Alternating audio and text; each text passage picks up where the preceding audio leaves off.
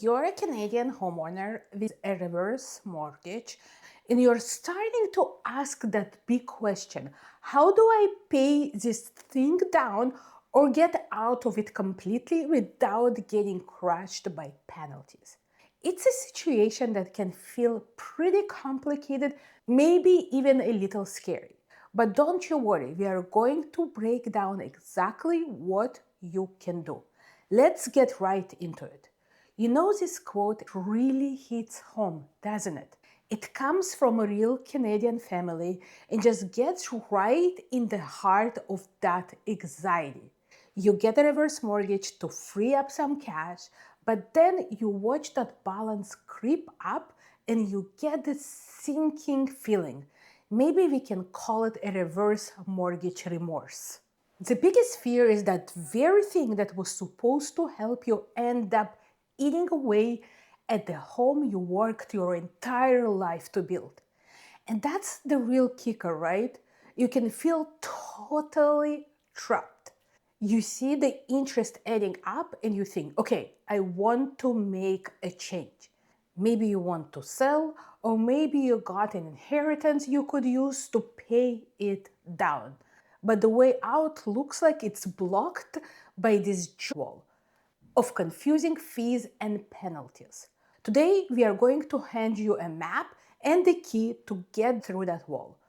If you're first time here, my name is Jenny. I'm a mortgage agent and I serve clients all across Canada. If you want to talk about your specific numbers, please find the link below in the meeting. All right, so where do we even begin? The most important first step is to get a handle on what you're actually paying for if you want to break that mortgage contract. The language can be super tricky, but the key to getting free is knowing the huge difference in between simple fee and a massive penalty. And trust me, they are not the same thing. Okay, so look, on the one hand, you have got this little thing called a mortgage discharge fee. Just think of it as standard paperwork. We're talking about $200 to $400 basically to cover the cost of taking the lender's name off your property title. Yes, it's annoying, but it's manageable, it's standard. But then you got the big one, the prepayment penalties. Those are not the admin fees. This is what you pay the lender to make up for the interest they're going to lose since you're ending the deal early. And this can be thousands, sometimes tens of thousands of dollars. This is the number we need to get a handle on. So how do we dodge that giant penalty? Well, this is where you actually take your control back. I want you to think of your mortgage contract like a highway. Paying a big penalty is like taking a super expensive emergency off the ramp. But there are also carefully planned toll-free exits already built in. You just have to know where they are. This is your guide to all those free exits. So how do we find these secret escape hatches that are literally hiding in the plain sight inside your mortgage contract? Believe it or not, it's actually way more straightforward than you think. Here is a 3-step action plan for you. Super simple. First, pull out your paperwork and find your contract. The rules are different for each one, so this is important. Second, scan through that document for a section that is literally called prepayment privileges. This is your treasure map. Seriously, grab your phone or your calendar and plug in the key dates you find in there, like your mortgage anniversary date. A lot of Canadian lenders let you make regularly interest payments, which is great because it stops the loan from getting bigger. Most also gives you what is called annual prepayment privileges.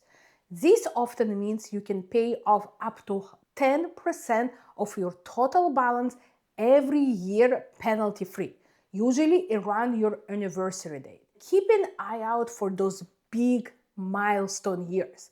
Some contracts stop the penalties completely after 5 or 10 years. And finally, big life events like the death of the borrower or a move into long-term care facilities almost always have special rules that reduce or even get rid of the penalties altogether. Okay, I hear you, but what if you have to pay off the mortgage now?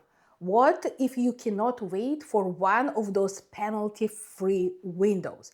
Well, in this case, you have to figure out the price of freedom. And this is where it gets really important to pay attention.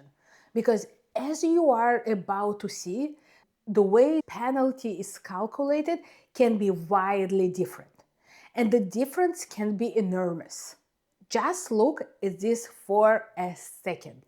This is based on real numbers for a Canadian lenders. We are looking at the exact same $300,000 loan with the first calculation methods, which is based on a few months of interest. The penalty is about $9,100.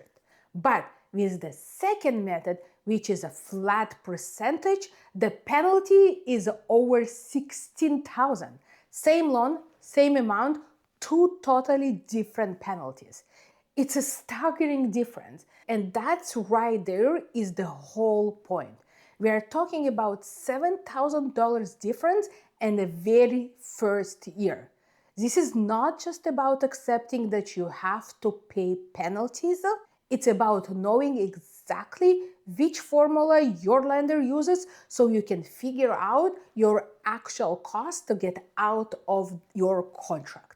So let's dig into that second way of calculating it, the one based on a percentage. It's really common for the lenders to use sliding scale for the first few years, so it might be something like this. If you pay it off in a year one, boom, it's 5% penalties. If you wait till your year two, it drops to 4%. Year three, 3%, you got the idea, right? It's simple math, but it's often the more expensive way to go. But then, after the third year, a lot of contracts switch things up. The penalty calculation often slips to something like 3 months interest on whatever amount you're paying back. And that is usually a much better deal than a fixed percentage. It's actually why if you can just hang on for a couple of years, you can often save a tons of cash. All right, let's pull all of this together. We have decoded the fees, found the penalty-free exit, and understand the different way those penalties can be calculated. So what does it all mean for you? It means you can stop feeling trapped and start making a clear strategic choice about what to do next. Basically, you have got 4 main plays. First, there is a patient path.